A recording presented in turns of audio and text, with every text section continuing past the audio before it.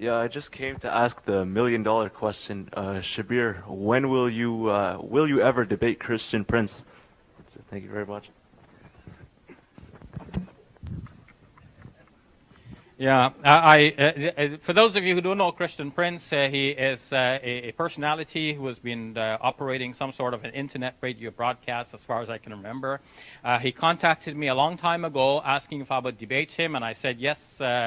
And then eventually I bought his book, and then I don't want to say anything about him because he's not here. But falling from the correspondence and the way things were going, I felt that, people, as you play ball, you play in certain leagues, right? You play in junior league, you play, you advance from that and so on. I felt that we were not in the same league. So maybe he's in a higher league than I am, and God knows what is the truth of this. But I felt we were not in the same league, and I didn't proceed to have a debate with him. But who knows? Maybe eventually we will have a debate.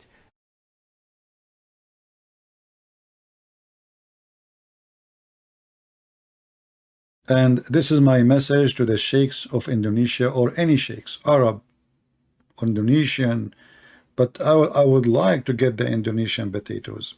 And they can invite with them the Arab sheikhs to support them.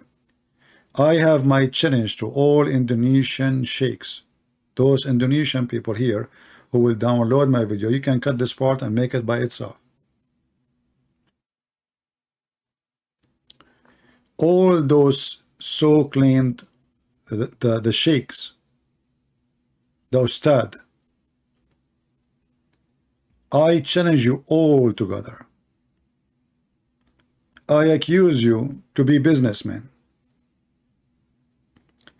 I accuse you that you don't work for the sake of Allah, you work for the sake of money. If you are really a person who is not working for the sake of money, accept my challenge.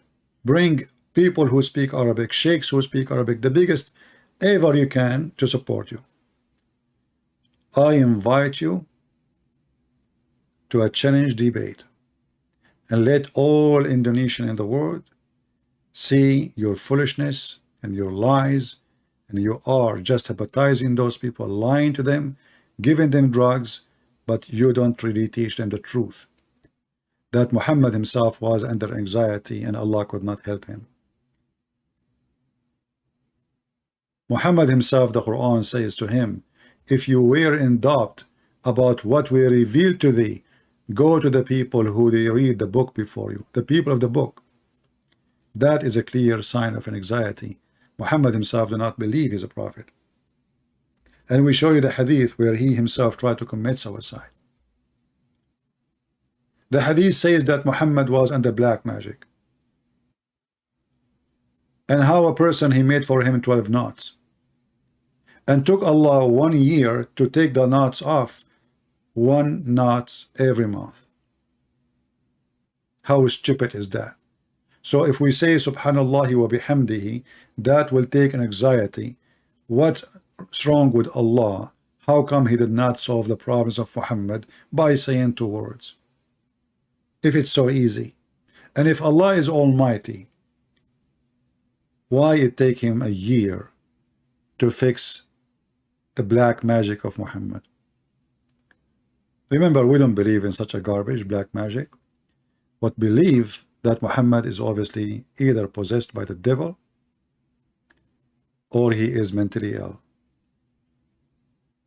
So when the hadith speak about somebody controlling Muhammad by black magic, that is additional proof that Allah cannot help his slave Muhammad, because the Quran says that Shaitan have no authority over his servants, his good servants.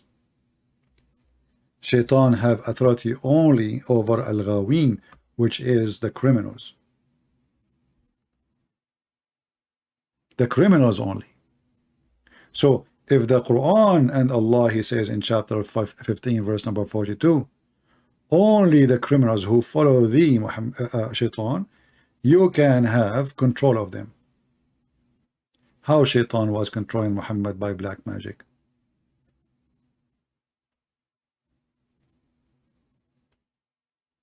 and why Allah could not protect Muhammad from black magic. See, Jesus, when he was walking, and the demon, they saw Jesus coming, they said to him, what do you want from us, Son of God? What do you want from us? He cast the demon, and they jumped from over the cliff. Muhammad now, he have Satan controlling him. He controlled his mind, he controlled his brain, he controlled his thought. Even Muhammad, he is not sure what's happening around him. He imagined himself doing things, in fact he did not. And the hadith in front of you. يُخَيَّلُ إِلَيْهِ. He imagined himself. This is a report of Aisha. This is Al-Bukhari. He imagined himself that even his sex is not true. Do you see it? Even his sex is not true.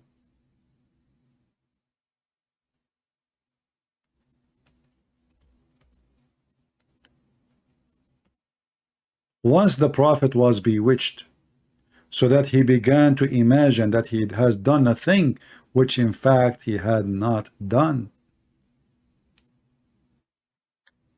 If you join the army, if any of you ever served in the army, if you tell them that you see things which never happened, the first thing they will do, they will send you to the clinic and the doctor will give you a release immediately.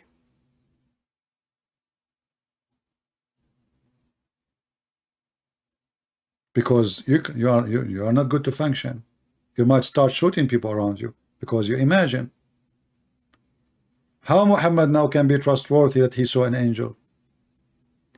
How Muhammad can be trustworthy that he heard an angel? How he can be trustworthy that he received Quran?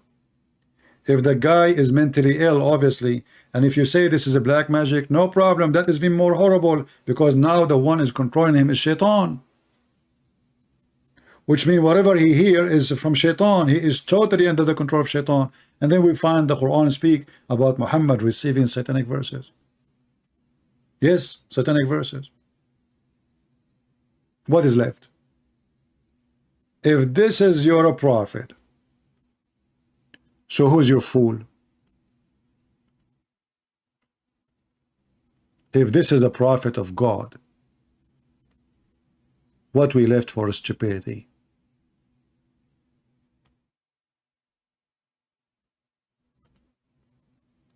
Again, we repeat our challenge for all sheikhs around the world, especially those who are in Indonesia, especially this potato, he called himself so mad, Abdul Samad.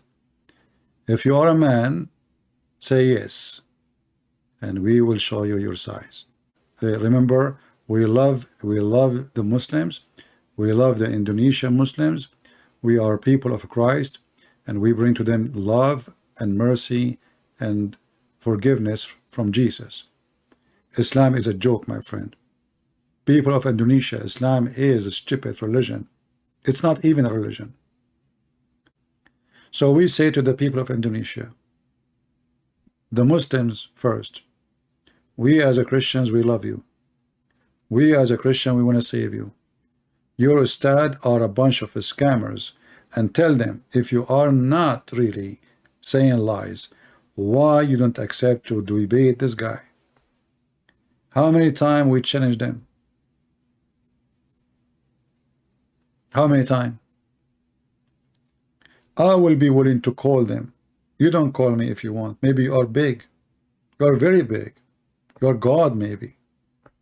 Humbly, I will be happy to call you Ustad, who you do not even know how to say two Arabic words together. Give me your Skype and I will call you. Bring a translator with you if you do not know English. We can debate even in Arabic, Ustad, if you know Arabic, as you claim you speak Arabic.